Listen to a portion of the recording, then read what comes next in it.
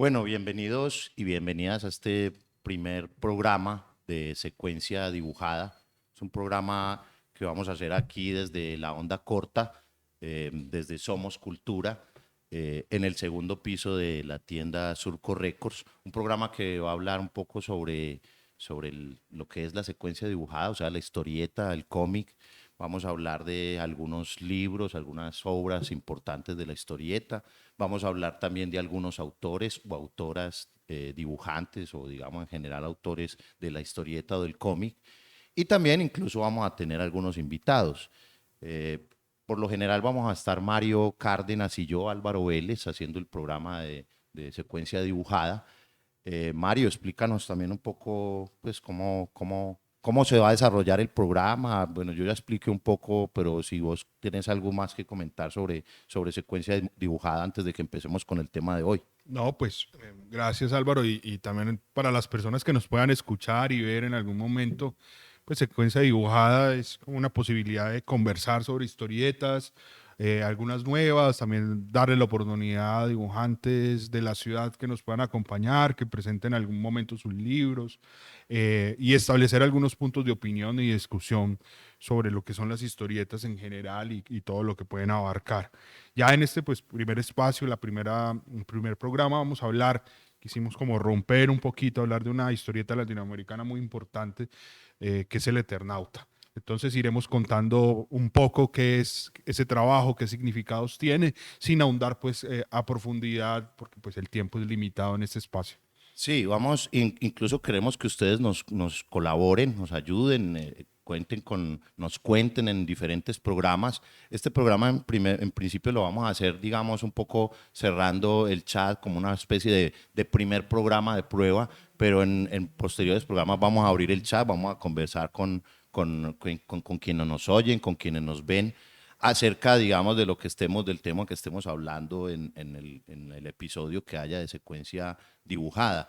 Incluso después de este programa nos pueden comentar algunas cosas. A veces nosotros tenemos obviamente imprecisiones en lo que decimos. Y en este programa en específico, Mario, vamos a hablar de El Eternauta, una historieta, ya un clásico latinoamericano de la historieta argentina, escrita por Héctor Oesterheld, guión pues de Héctor Oesterheld, y en una primera etapa, esta que estoy mostrando, esta edición en específico, dibujada por Francisco Solano López. Incluso si los amigos o amigas o alguna persona inquieta sobre la historieta argentina, pues también nos puede hacer, quizás nos puede comentar más cosas o corregirnos si tenemos algunas imprecisiones, que es obvio que las tengamos. Vamos a hablar, de hecho, Mario, entonces, del Eternauta, y me gustaría primero que habláramos justamente de esta historieta, porque es una historieta, digamos, clásica, como digo, ya es una historieta de culto dentro de la historieta latinoamericana. Hablemos de esas particularidades en principio, digamos, formales de esta historia, que es una historia de ciencia ficción. Sí, pero antes de entrar en eso, Álvaro, es importante también hablar como qué era ese mundo de la historieta latinoamericana, sobre todo la historieta argentina, pues que nosotros como colombianos no hemos podido leer en su totalidad, nos han llegado algunas cosas, no todas, hay como grandes íconos que nos han llegado, pues han llegado a Colombia, donde por mucho tiempo había mucha restricción para la circulación de historietas, pero esta es una historieta puntualmente que nace en los 50 o empieza a aparecer en los 50. ¿Qué era ese mundo de la historieta argentina en los 50? Pues empieza a aparecer en una revista que se llamaba Hora Cero Semanal, que no era una revista tan grande, de pocas tintas, con una tirada corta y con los episodios seriados que daban la posibilidad de continuar. Una historieta que se hacía sobre todo perdón, una revista que se hacía sobre todo con historietas de ciencia ficción y muy llevadas un poco también hacia el estilo latinoamericano, a pesar de que participaban autores, dibujantes y guionistas, europeos, ¿cierto? Del corte, por ejemplo, como Hugo Pratt, ¿sí? Yo aquí incluso, Mario, por eso traía acá unos libros, por ejemplo, Hugo Pratt, que lo conocemos sobre todo por Corto Maltés. Ahí creo que alcanzó a publicar, bueno, no sé si Ernie Pye, bueno, Ernie Pye creo que eran en otro tipo de publicaciones, y esta es una historieta, en el caso pues de Hugo Pratt, de Corto Maltés, de este marino, eh, que no era dibujada, pero no era pues para Hora Cero, sino que es una de sus grandes obras, Es un dibujo que ya veremos, el del Eternauta, muy similares, ¿cierto? Una historia, un dibujo muy clásico, digamos, muy de eso, de mediados de la década de los 20. Participaban también otros guionistas y otros dibujantes, no solamente de Argentina o digamos en general del Cono Sur, sino también europeos. Sí, y que tenían pues ese corte, Álvaro, sobre años 50, no años 20, sino años 50, Sí. que tenían ese corte Yo dije años realista. 20. Sí, Uy, qué pena. se está yendo muy atrás, pero que tenían ese corte realista de unos planos, sobre todo como un plano, casi un primerísimo plano, un plano americano. Igual eran unas historietas muy hechas al estilo, digamos, muy cercanas al cine, como Ujú. a los cortes que hacía el cine en los planos, incluso muy cercana también al norteamericano. Aquí también lo traje, Milton Caniff, en este trabajo específico que es de Steve Cajun. Steve Cajun, que es un aviador norteamericano en la China de antes de la guerra, de preguerra, de la Segunda Guerra Mundial. eh, esto es una recopilación de dailies, o sea, tiras diarias de periódico y Sundays, o sea, las tiras dominicales. Y es un dibujo Pero que eran muy tiras que no cerraban, estas eran tiras siempre con la posibilidad de continuar eran una secuencia, sí, era una serie, una digamos. serie, y que esto es algo que está adoptado en el Eternauta, que es una historieta que, como bien decías, nace en un momento donde todavía hay dibujantes, sobre todo italianos, en la Argentina, donde pues Oester ya había hecho trabajos previos, había creado una editorial que se llama Frontera con su hermano, y había hecho pues trabajos de un corte muy similar, pero esto es una ruptura distinta.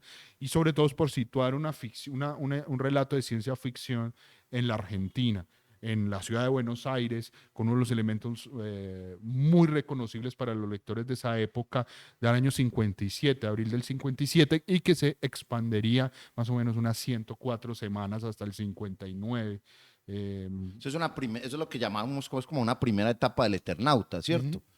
De hecho, antes de que hablemos de esa etapa, Mario, me gustaría también que habláramos un poco sobre lo que trata la historieta misma del Eternauta. Vos ya lo has mencionado un poquito. Es una historieta de ciencia ficción, pero con ese corte local, Sí. ¿cierto? Ahorita quizás nos pueda parecer eso muy común, pero hace 70 años, digámoslo así, hace un poco menos de 70 años, a mediados del siglo XX, era extraño que una historieta, digamos, de ciencia ficción hablara sobre asuntos latinoamericanos, bueno, en particular, obviamente, sobre asuntos argentinos. Entonces es una invasión, o sea, ya hablando un poco más de la historieta en sí del Eternauta, es una invasión alienígena al mundo, o sea, a todo el planeta Tierra, pero el Eternauta básicamente nos cuenta la invasión que sucede en Buenos Aires y las cercanías de la ciudad de Buenos Aires en Argentina. También hay una cosa muy interesante y es precisamente por lo que se llama el Eternauta, que hay ese giro que genera o que crea mejor Orestes en su guión, que es una especie, digamos, de lanzar a Juan Salvo, que era el personaje, digamos, que va a ser en principio, digamos, como el más, en principio destacado en la invasión en Buenos Aires alienígena, que finalmente los alienígenas lo lanzan, digamos, hacia un espacio-tiempo indefinido que es justamente como empieza, digamos, la historieta. Y que en ese punto, pues ese espacio indefinido, el Eternauta, un viajero del tiempo que puede aparecer en otros tiempos posibles, eso también le ha permitido que no solamente sea un relato ubicado en ese espacio-tiempo, el 57, y que fue mutando, y que los niños argentinos la empezaban a recibir con mucho fervor en ese tiempo, sino que tuvo otras versiones en el 69 con Alberto Brescia, el dibujante uruguayo, y una versión posterior en el 76 con de nuevo Solano López, pero una versión ya más, para muchos más politizada, aunque ese relato también es muy politizado. Pero volviendo al inicio, Álvaro, Sí, primero contemos como la historia y luego nos podemos detener un poco en lo que se hizo con Brecha y en la tercera etapa y, nuevamente con Solano López. ¿Y cómo empieza? Que empieza en una casa donde hay un guionista, que es el guionista Soestergel, y está ahí trabajando en la noche, aislado, sentado, apartado. Cuando aparece Juan Salvo, el viajero del tiempo, el Eternauta, a contarle su historia, lo interviene. Ese inicio es muy atractivo. Muy interesante, sí, por lo que hablaba ahorita, porque es que justamente Juan Salvo ha sido lanzado por una suerte, digamos, no sé, de venganza de esos alienígenas que van a Buenos Aires, es lanzado hacia el espacio-tiempo. Entonces él termina siendo un viajero eterno del espacio-tiempo, por eso se llama el Eternauta. Sí, y en ese punto él empieza a contarle su razón de ser o su origen o cómo llegó ahí. Y ese juego ficcional, metaficcional donde aparece el personaje a contarle la historia al guionista, que es el guionista el que va a seguir contando la historia, es fantástico, por decirlo de alguna manera. Y ahí empieza a contarle qué pasó. Y qué pasó es que él estaba en una tarde-noche, ya una tarde-noche jugando al truco, que es un juego de cartas. Juego de cartas que juegan en Argentina muy común con la baraja española, la de los oros, la de los bastos, Y la de está las jugando con copas. unos amigos, Polsky, Favali, y ahí y su esposa y su hija están en la casa. Están resguardados, están tranquilos, parece que no pasa nada esa noche, están discutiendo, dialogando, sobre todo porque las primeras páginas, qué sé yo, las primeras 50, 70 páginas del Eternauta tienen mucho diálogo, tienen mucha conversación, tienen mucho texto y están esos personajes que están muy bien definidos. Por un lado está pues Favali tiene ascendencia italiana, es un hombre muy inteligente, que sabe organizar aparatos y demás. O el otro es Polski, que es un polaco, que a la postre pues, es el primero que va a morir en la historia. Y mientras ellos están ahí, hay un suceso, ese primer suceso de la invasión, que es la Nevada Mortal. ¿Qué pasa ahí, Álvaro, luego de esa Nevada Mortal? Bueno, hay que aclarar también que pues, en Buenos Aires o en el cono sur, más que el cono sur, el hemisferio sur del planeta, pues no hay nevadas, pues en el invierno no neva, pues. Entonces, eso es una particularidad extraña, digamos, que sucede justamente en el Eternauta, que empiece a nevar, ¿sí? Entonces, esa nevada es, digámoslo así, como una avanzada, una primera avanzada alienígena, que es una nevada, es una nieve que cae, que es mortal. La gente al contacto con la nieve muere. Entonces, claro, hay un momento en que tienen que salir de la casa Juan Salvo, nuestro primer héroe, digámoslo así. Ahorita decimos porque es un primer héroe, porque no es el héroe del todo. eh, y se tiene que cubrir, digamos, justamente con una escafandra, por eso Que en además las es muy llamativa, portadas, ¿no? sí, en las portadas aparece siempre con la escafandra, ¿cierto?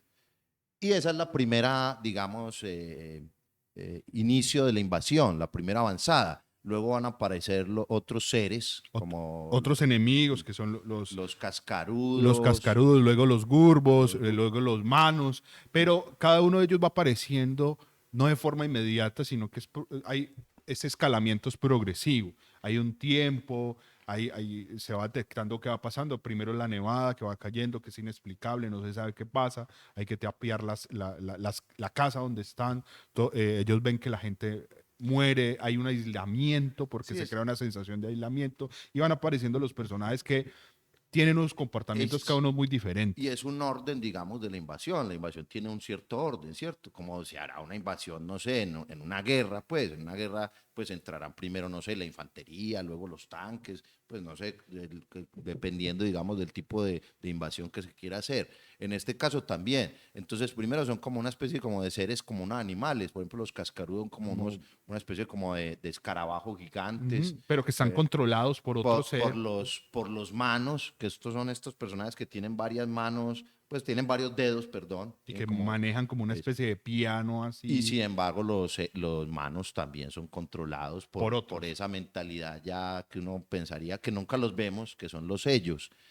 Eso nos lleva, Mario, también a pensar que el Eternauta no nos lleva a pensar, sino que de hecho eso lo muestra Orestes en el guión, que nos está hablando más allá simplemente de un cuento de ciencia ficción, una invasión alienígena. Ujú. Nos está hablando, digamos, de una invasión en términos metafóricos y en un principio, ahora sí podemos hablar de esas etapas un poco de los dibujantes diferentes y las etapas que ha tenido el Eternauta en 3 décadas. Y es que en principio parece más bien como una metáfora de lo que es la penetración o la invasión del imperialista sobre los países latinoamericanos y en específico pues sobre Argentina, ¿cierto? Hay una cosa que a mí se me olvidaba antes de que hablemos de esto, Mario, y es justamente el color local, lo interesante que tiene la historieta del color local, ¿cierto? Las batallas, yo recuerdo mucho la batalla cerca del estadio de River Plate, ¿cierto? Ahí hay una batalla pues con los alienígenas y también las batallas en ciertas calles de Buenos Aires, que Buenos Aires pues tiene la particularidad de una particularidad muy similar a la que tiene, por ejemplo, Medellín y algunas otras ciudades latinoamericanas, Medellín pues donde nosotros hacemos este programa, que es que algunas calles no las distinguimos por la nomenclatura de números, sino de nombres, sobre todo el centro de Medellín tiene una nomenclatura donde nosotros la conocemos es por los nombres, ¿cierto?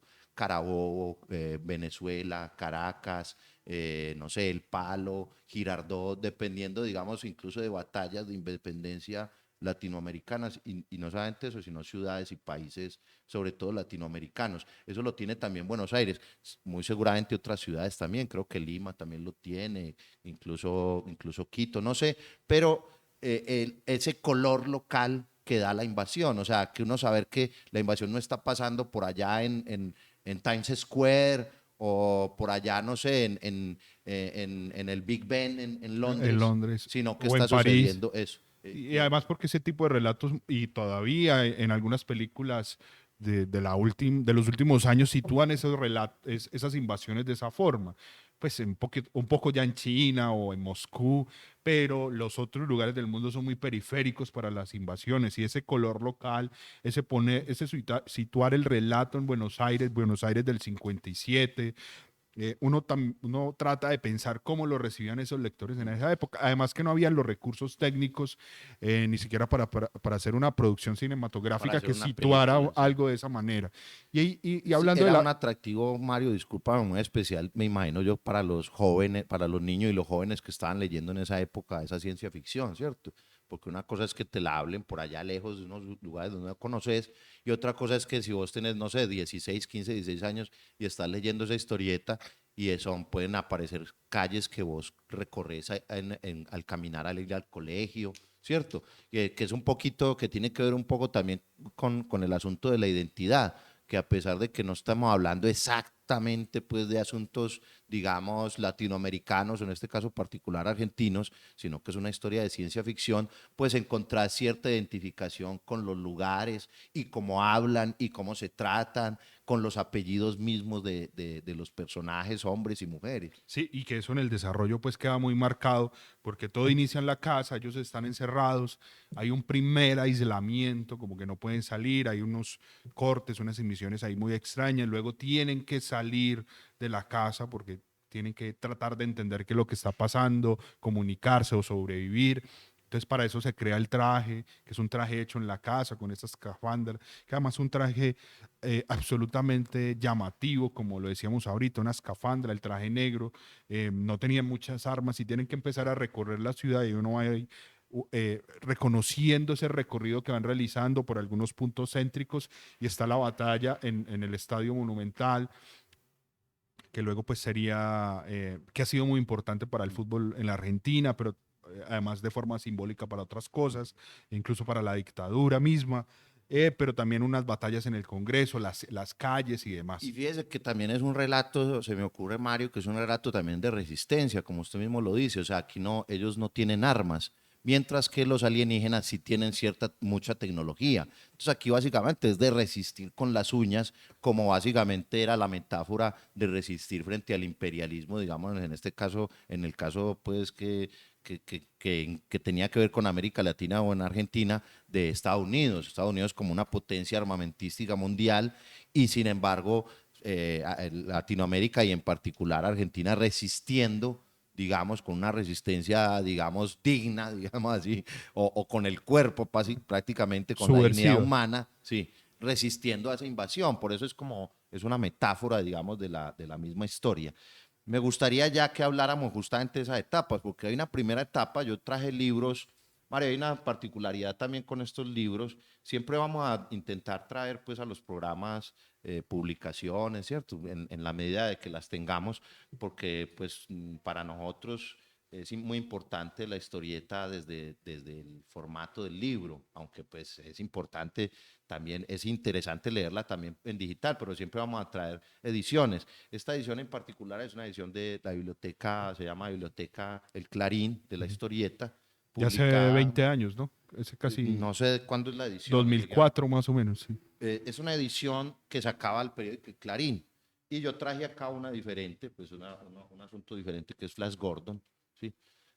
Hay una sobre el clásico de Spider-Man, pues de Steve Ditko, pues y de este señor, ¿cómo se llama? Stan Lee. Ujú. Eh, y hay otros clásicos, se sacaban, en este caso son el número 5 y 6.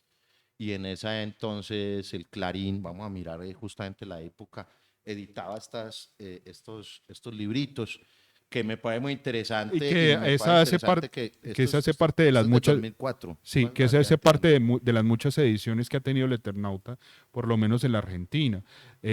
Solo hasta hace poco, el 2015, hubo una edición en Fantagraphics que tuvo varias nominaciones a premios Eisner, una edición de lujo muy bella, con una guarda, unas tapas muy bellas, muy distintas, y que hace parte también como esa reedición de clásicos de la historieta mundial, de la historieta argentina en este caso, que ha llegado a Fantagraphics, que se conocía habitualmente por tener libros de mucha historieta alternativa Sí. norteamericana. Sí, ya, pues sí, Fantagraphics está mirando un poco también hacia otras latitudes, ¿cierto? En el caso del Eternauta, sí está esa edición. Esta, por ejemplo, Mario, es una edición de Do Editores, es una edición, a ver, miremos de qué año es exactamente, si aquí aparece del 2008, y es una edición que es esta es una edición, digamos, de barata, de pasta rústica, hecha para las escuelas y colegios de Argentina, porque hay una cosa interesante con esta historieta del Eternauta,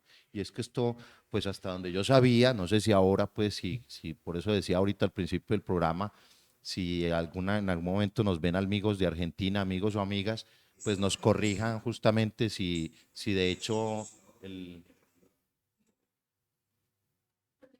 No, no hay problema, no podemos hacer el corte. ¿Qué pasó ahí?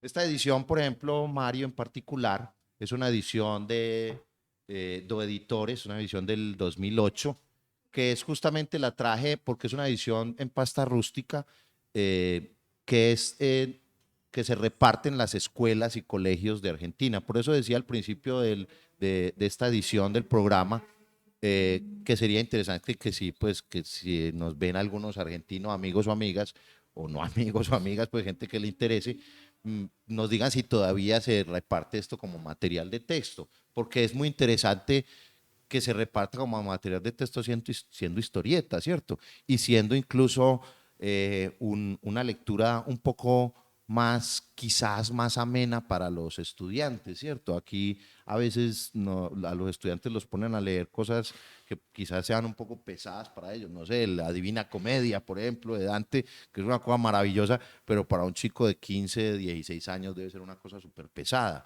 Y que estas Entonces, ediciones hacen parte de las muchas que han salido del Eternauta, que a nosotros como colombianos nos ha llegado mucho. Tal vez nosotros acá en Colombia no, seguramente hay mucha gente que lo conoce, conoce el Eternauta, lo tiene referenciado, lo ha leído en sus distintas versiones, la versión del 69 con Brescia, o la versión del 76 nuevamente con Solano, o ha leído otras cosas de Oesterheld, pero realmente uno no logra ver que sea un tipo de historieta que haya impactado, por lo menos haya masificado, como sí ha pasado con la literatura latinoamericana, incluso con algunas películas latinoamericanas o la música latinoamericana que ha tenido otros tránsitos. Este sigue siendo de alguna manera una forma de relato marginal que ha circulado sobre todo para aficionados a la historieta, para gente que lo ha tenido más en el haber y que para el próximo año empezará a editarse en Planeta, ya que va a tener una adaptación a una de estas plataformas, a serie pues, de televisión, y esto pues, seguramente se adaptará de la mejor manera, entendiendo que esto tiene el molde seriado. Yo quisiera volver al Eternauta, al relato, Álvaro, porque el mismo Westergel decía que él prefirió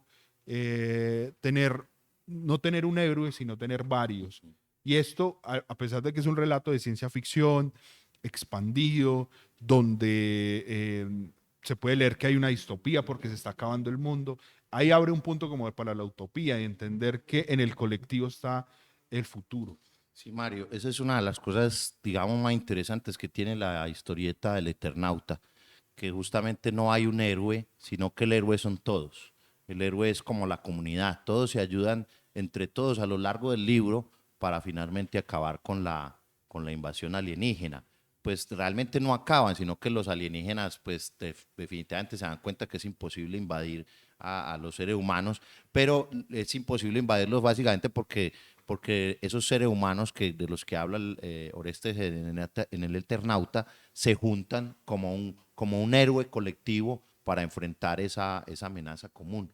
Eso es lo interesante y lo que nos habla también muy específicamente, muy a nosotros mismos, al corazón, digamos, de los argentinos y de los latinoamericanos, es que básicamente la salida, en cierta forma, de nuestras sociedades es en colectivo, ¿cierto? No necesariamente en esa visión del héroe único, que a pesar de que parece que en Norteamérica, en Estados Unidos no la cuentan, en Estados Unidos también lo que hay es básicamente unos desarrollos de comunidades, son las comunidades las que fortalecen las sociedades, como en el caso de Australia, en el caso, muchos casos en Europa y obviamente en Estados Unidos. Esa me parece una enseñanza muy interesante que hace el Eternauta y Orestes Geray. Y que además, Álvaro, más allá del aprovechamiento de las relecturas, porque esta es una historieta que los argentinos, además de la influencia para guionistas, dibujantes y escritores de otras cosas, ha tenido mucha influencia porque se ha reproducido, se ha recontado,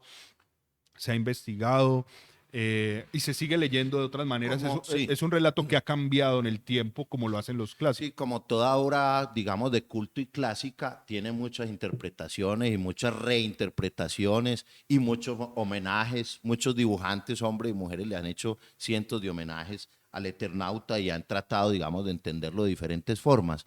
Mario, estamos entrando ya como a los comentarios, digamos, una recta final. Me gustaría que miráramos o aclaráramos un poco eso de, en un principio, digamos, el Eternauta dibujado, o por lo menos estas ediciones que yo tengo, y la edición, digamos, más clásica, más de inicio final, es esta primera etapa con Solano López en la década de los 50, el dibujante Francisco Solano López. Hubo una segunda etapa ya a finales de los 60 más o menos creo, y principios de los 70, que es una etapa... No muy larga, no muy popular. Sí, y además estaba publicada de manera seriada, porque todas estas publicaciones son seriadas, no salían los libros, no había una concepción, digamos, de sacar un libro, en la revista Scorpio, que era una revista, digamos, más o menos de farándula de la época, es como si el Eternauta saliera hoy en día seriado en la revista Cromos, ¿cierto? Entonces la revista Cromos es una revista, digamos, de farándula, de moda, digamos que no es tan apropiada para eso. Quizás lo interesante de esa segunda etapa era que estaba dibujada por Alberto Brecha. Yo voy a mostrar aquí un librito de Brecha, que es Perramos. Esta es una edición, el capítulo que faltó de Perramos, del clásico también de mediados de los 80, escrito por Sasturain y dibujado por Alberto Brecha, que es buscando los dientes de la dentadura de Gardel. Y este se llama Perramos diente por diente. Entonces, si se fijan un poco en los dibujos de Alberto Brecha, son unos dibujos un poco más, no sé, más, no tan clásicos por lo menos, No, tiene no tan otro, formales. tiene Digamos otros así. rasgos experimentales y con otros elementos, Aunque otras técnicas. aunque Brecha es un dibujante que ha roto muchas veces su propio molde en dibujo y en términos estéticos, era un dibujo muy parecido a este mismo, no muy parecido, pero sí no muy cercano, por lo menos a ese dibujo clásico de Francisco Solano López que habíamos visto hace un momento. Y ya una tercera etapa, Mario, en Que se dice que es donde más abierta políticamente, con sí, Solano, donde acá hay unas situaciones ya, tanto en la vida real, digamos, en el mundo real de Oesterheld, donde él ya se hace una militancia más abierta, se une al grupo de los montoneros, está en ascenso la dictadura cívico-militar en la Argentina, estos fascismos ya de facto que empiezan a aniquilar a toda la diferencia y él sigue trabajando con otros autores, incluso con el mismo Solano, pero ya está de alguna manera utilizando mucho su historieta sí. como un vehículo panfletario para comunicar ideas que son importantes en el Sí, momento. dentro de su militancia él incorpora ya unos elementos ahí que van, digamos, como subversión, digamos, como unos caramelos envenenados dentro de el mismo guión. Y los militares, pues, y la junta militar en ascenso ya a mediados de la década de los 70, en la segunda mitad de los 70 en Argentina, pues no son del todo idiotas y finalmente esa inteligencia militar, pues que parecería que es como un oxímoron o algo así, se da cuenta al fin y al cabo de todas maneras que sí hay algo ahí, detienen a Orestes Lo secuestran. y sí, y finalmente Orestes desde 1977, Sí, ¿cierto? pero previamente ya habían asesinado, desaparecido a sus hijas, o sea, habían acabado con su núcleo familiar. Y esto pues destruye lo que es Oesterheld como dibujante y queda desaparecido hasta la fecha. O sea, Oesterheld, se preguntan dónde está Oesterheld. Hay un afiche muy famoso que se dibuja en el año 83, donde están todos los personajes de Oesterheld cargando un cartel y preguntando en una marcha pública dónde está Oesterheld, que es casi como de las consecuencias de lo que ha sido ese trabajo. Pero yo quisiera volver un poquito más atrás, Álvaro, y es porque se clasifica como ese último periodo abiertamente político. Sin embargo, la primera historieta también entra en ese marco de político y por algo es la semilla importante de todo ese trabajo que es el Eternauta. Y que a la luz de hoy, donde se entiende mucho como que la historieta evolucionó hasta volverse adulta, el Eternauta es un ejemplo de que la historieta siempre ha sido una forma de arte importante. Es un mecanismo para contar ciertas cosas de la sociedad y en este caso pues en clave de ciencia ficción. De todas maneras, no solamente la historieta Mario, sino la ciencia ficción en general, siempre o por lo general, pues la que a uno le parece más interesante es la que a pesar de que nos habla de naves, de grandes tecnologías, de quizás acercamientos a otros mundos y a otros tipos de vida, alienígenas, vidas inteligentes, todo ese tipo de cosas, eh, a pesar de todo eso, siempre tiene por debajo como un mensaje que habla justamente de nuestra misma sociedad, de nuestra sociedad, sobre todo el presente, como lo hacía Orestes y Solano López y luego con Alberto Brecha durante las etapas del Eternauta. Eh, Hay una cosa, Álvaro, volviendo a las influencias, y es que el año pasado, cuando empezó la pandemia, los encierros y los dispositivos de control, y donde pues se entendía que la pandemia era como una forma de invasión, algo que atacaba la sociabilidad, el aislamiento derivado de ese tipo de formas supuestas para cuidar la salud y la de los otros, el Eternauta se puso nuevamente en la mesa. Muchos que lo habían leído empezaron a recordar que salir a la calle con la escafandra, con caretas, protegido, sí, de forma individual se parecía mucho a ese mundo. Porque Álvaro volvió a sonar sí, porque era justamente se parecía mucho como a esa avanzada invisible, digamos, de esa invasión alienígena con, con, con esa nevada que parecía que nadie la veía o que no, que era que no hacía nada, digámoslo así, Ujú. como el virus del COVID. Pero fíjese que también no solamente eso, sino como lo vivimos hace año y medio, hace un poquito, quizá un poquito más de año y medio, era que también la necesidad de juntarnos algunos amigos o amigas o la familia a través, digamos, de la conexión por, eh, por llamadas, por videollamadas, todo ese tipo de cosas. La persona, digamos, alguna persona que no tenía dinero o uno se ofrecía, digamos así, pues tuviera, uno decía, si estás muy mal, llámame, no hay problema, yo te presto, o si no tienes mercado, ese tipo de cosas que son muy comunes, digamos, en la historieta del Eternauta, de lo que hablábamos ahorita, de esa colaboración masiva y ese héroe colectivo que finalmente termina con una amenaza. ¿Sí? Porque lo que finalmente terminará ayudándonos como humanidad, si es que terminamos redimiéndonos, es nuestra propia ayuda colectiva. Nadie se salva solo, pues, digámoslo así, de manera individual. Yo creo que por todas esas cosas es que el Eternauta empezó como a sonar otra vez desde la pandemia del COVID a principios del año 2020, pues. Sí, y además pues que ya va a tener pues esa adaptación a serie, lo cual impulsará mucho el relato, que la gente empiece a preguntarse qué es.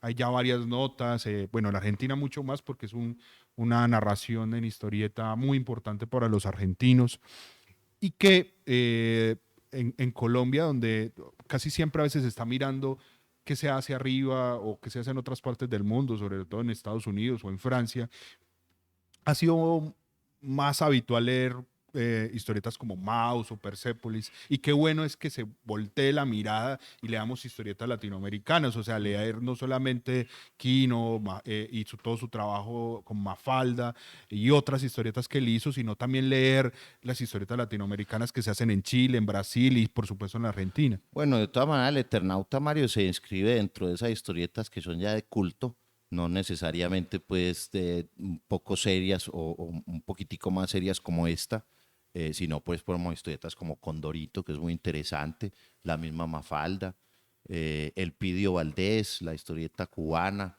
lo que hacía el maestro Rius en México. Ajá. O sea, se inscribe, digamos, en esa corriente que ya podríamos llamar un poco clásica e incluso de culto, pero que sobre todo, como usted bien lo dice, es muy interesante porque habla sobre cosas muy locales y muy personales y muy particulares de nuestra región o de nuestro subcontinente. Yo creo, Mario, que podemos terminar acá. Hemos más o menos, si nos faltó Sí, algo, que si nos, no sé, no lo podremos complementar en las opiniones que dejen en cada una de las plataformas. Recuerden que vamos a estar no solamente con este programa Mario y John, sino otras personas más hablando sobre política, sobre literatura, sobre cine. Y nos pueden buscar en @laondacorta en varias plataformas. Estamos en casi en todas las redes sociales como @laondacorta. Y vamos a seguir, Mario, con este programa. Yo quisiera, si Mario, tenés algo más que comentar para terminar con un no, pedacito de... invitar a las personas que nos pueden ver, que nos pueden escuchar, que sigan estos programas en los cuales pues no se está haciendo un análisis a profundidad de lo que es el Eternauta o de lo que serán los No, sí lo trabajos que vamos. tratamos de hacer, pero a veces hay, no sé, por el tiempo y a veces tenemos imprecisiones que son obvias, pues, o sea, obviamente van a salir unos comentarios ahí, se equivocaron en tal cosa, pues es Es más que normal. obvio, pues. Pero está la invitación para que puedan conversar con lo que se hace y por supuesto acercarse a los trabajos que iremos presentando. ¿Vas a cerrar con algo que vas a leer? Sí, con ese testigo que va a leer, que incluso, como decía yo, Mario, al principio de esta sesión o de este programa, luego vamos a tener chats abiertos para poder hablar con la gente que nos escucha o nos ve y poder leer sus comentarios y porque podamos tener un poquito más de diálogo en estas charlas sobre historieta. Mario, voy a leer una reseña que escribí, la primera reseña que escribí para la revista de la Universidad de Antioquia fue justamente hace ya como 25, 24 años, justamente sobre el Eternauta, que vos muy amablemente reeditaste o publicaste de nuevo mejor en la revista Blast, porque Mario es director de la revista de cómics Blast. Si quieren también búsquela, eso es www o no necesita el www, revistablast.com. Ahí hay artículos de todo tipo sobre historieta y reseñas también como esta que Mario amablemente republicó aquí. Voy a leer solamente el parrafito final. Dice, el relato, que antes estuvo estructurado como metáfora de la realidad, se convierte en un arma directa contra el régimen, perdiendo su calidad y desfigurando sus verdaderos mensajes. Los bandos castrenses, que no son del todo miopes, ven en la historieta y en la afiliación rebelde de su creador una amenaza. En abril de 1977, Oesterheld es detenido y puesto en custodia por el régimen. No demoran las torturas, las visitas de su nieto de 3 años a la cárcel y ese silencio, el mismo silencio de muerte con que empieza el Eternauta. Finalmente, y como muchos otros tantos que tuvieron la desafortunada suerte de luchar por lo que creían conveniente, Oesterheld desaparece. Mario, muchas No, gracias. muchas gracias Álvaro, el equipo técnico que nos acompaña, que hace posible este trabajo y nos vemos en la próxima sesión. Claro que sí.